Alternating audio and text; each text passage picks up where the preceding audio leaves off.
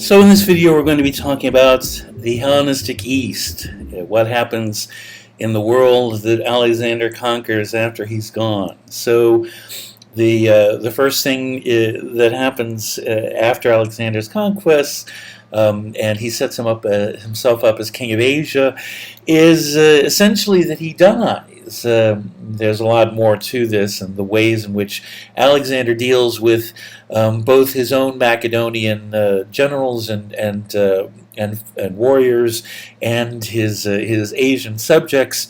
But for our purposes, we can skip ahead to Alexander's death, and the fact that he dies more or less unexpectedly, that he does not leave a designated successor. He hasn't been grooming anybody. His Bactrian wife Roxanne is with child, and so the idea of a young son who is not of age and is only partly Macedonian is a problem for a number of people. But more to the point, Alexander has, to a certain extent, deliberately set up this situation in which he hasn't chosen a favorite, chosen one person to be his successor in order to prevent that person becoming a target. And so instead, things are sort of left in such a way that everybody is a target. The story goes, one of the generals goes into Alexander's deathbed and comes out saying, what did the king say? And the general said, well, he said that his empire should go to the strongest. That's the story that was told, and certainly it sort of fits the way that things play out afterwards, in which Alexander's generals, go into rivalry with each other for domination over parts of Alexander's empire. We don't know whether this really happened. It's a story that in some ways fits in with what took place, but the upshot is that what we have is, amongst the Diadochi, the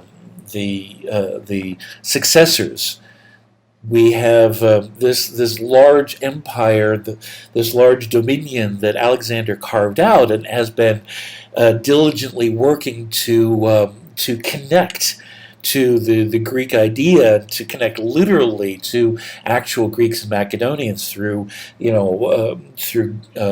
wholesale marriages and through the training in Asian youth in Greek and Macedonian ways, and so forth and so on.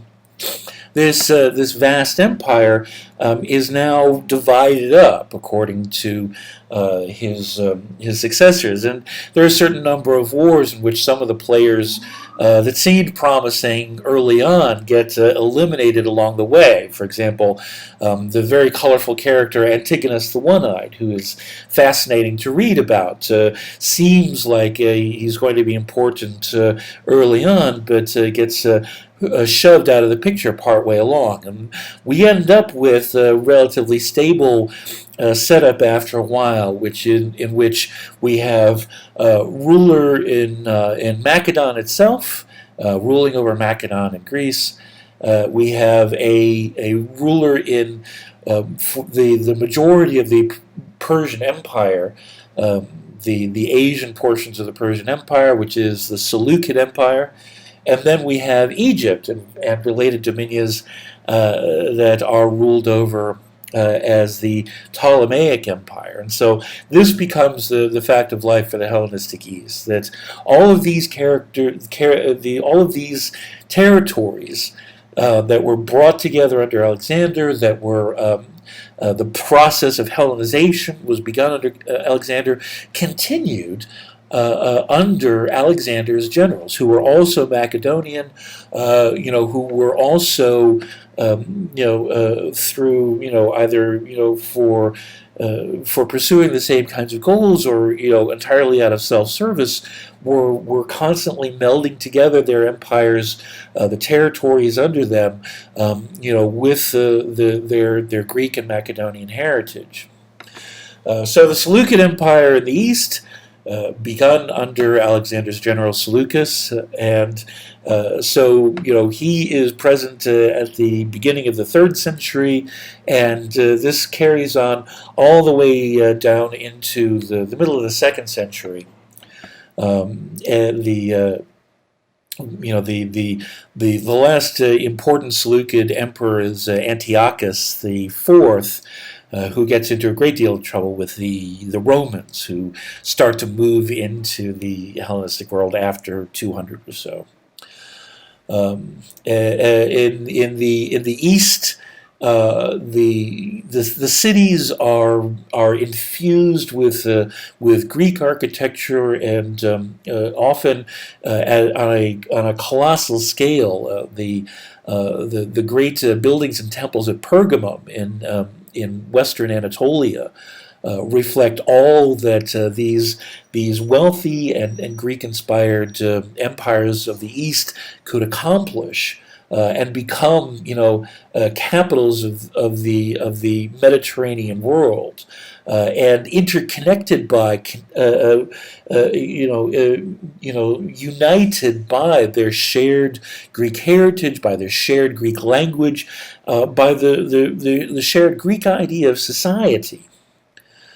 Even in Egypt, which holds on to a lot more of the Egyptian way of doing things and the Egyptian look and feel, the Egypt is still profoundly Hellenized, and in particular the great capital at Alexandria, Ptolemaic Egypt, becomes as much a part of the Hellenistic East, the Greekified, civilized world, as Pergamum or Babylon or Athens. And so the Ptolemaic Empire starts with Ptolemy the First Soter, who is another of Alexander's generals, and this lasts all the way down to Cleopatra VII, perhaps the most famous of the Macedonian pharaohs. Cleopatra, just as much as Ptolemy, is a Macedonian who is ruling over the Egyptians, using the form of Egyptian rule, and participating in Egyptian rituals, but is fundamentally of a Hellenistic cast of mind, and so Ptolemaic Egypt is a place that is as Macedonian Greek as it is Egyptian, at least in the great cities like Alexandria. And so we have this fascinating scenario in which the Greeks present themselves as pharaohs, as successors to the great rulers of the past that had built the pyramids and the sphinxes, and they put up the same kinds of monuments with hieroglyphics, and present themselves in the same line as all of the other great Egyptians, but their rule, their administration is Greek. The language that is present is Greek alongside the Coptic Egyptian of the natives. And there's this one of the things that's characteristic of the Hellenistic world is the melding of these cultures, the way in which the Greek works with the Egyptian, or the Persian, or the Babylonian, or the Canaanite, or the Assyrian, or the Aramaean, or the Jewish, or the Greek, or whatever. It is the assimilation. It is the synthesis that is constantly taking place with every interaction within a community and between communities. From one generation to the next. That is Hellenistic culture. That is it is this sort of effervescence that comes from the vibrancy of this interaction that is a fertile ground for the development of a new kind of Greek-inspired art that's characteristic of this period, and of a Greek approach to society, to art, to citizenship, and so forth and so on. And in particular to understanding of the world around us. So the Greeks had persisted in the idea that human reason is capable of producing understanding by the development of new knowledge. Through philosophy and science, the human mind can ask questions that it can map out actual answers to, using the simple power, the simple capacity, the gift of the human mind. Rational thought is the greatest tool available, and this means that knowledge is in the hands not of the gods, but of mortals. The creation of knowledge, the expansion of knowledge, is a way in which mortals can empower themselves. This is what Greeks discover and believe and pursue. And this the Hellenistic world, this synthesized world of Greek plus Mesopotamian and Egyptian and so on, takes this and sends it even further, because the capacity, the potential for discovery, for advancement, for the expansion of our understanding, of unlocking the mysteries of the world that primitives believed were known only to gods, now could be in the hands of man. All of this knowledge and mystery could be unlocked even more easily by the connectedness between heterogeneous cultures, between unlike peoples in pursuit of a common goal, in pursuit of knowledge. The thing about the Hellenistic world that advances upon the Greeks is that it provides for a cosmopolis. It provides for a sense that the world is more than just the local, more than just your city. That there are people of knowledge and talent that are like to you. If you're sitting in Alexandria in Egypt, you know that there are people like to you sitting in Babylon, whose heritage may be different, whose father may have spoken a different language, whose skin may be a different color, but the knowledge that the world is wider and deeper and vaster is compelling, is inspiring, and it brings people together. It allows people to communicate across great distances and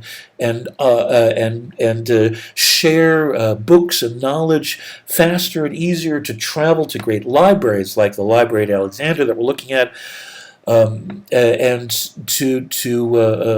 that there is more in this sort of meta culture that embraces all of these different places in the East, from Athens to Persia, to Babylon, to Jerusalem, to Alexandria, and this brings about a massive desire to add to learning, to add to expression, and to bring about what the Greeks could not do in their individual polis, behind the walls of their little city-states.